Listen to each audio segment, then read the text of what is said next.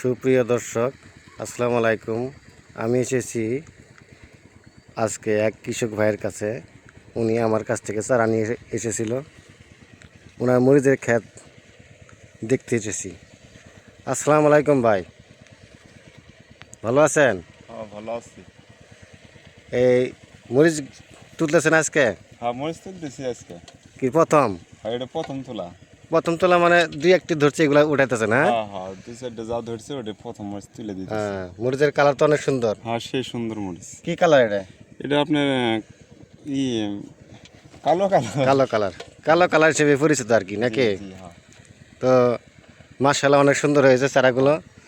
মরিচের গাছ সুন্দর হয়েছে। মরিচের গাছ ইনশাল্লাহ খুব ভালো, মরিচের ভালো মরিচ।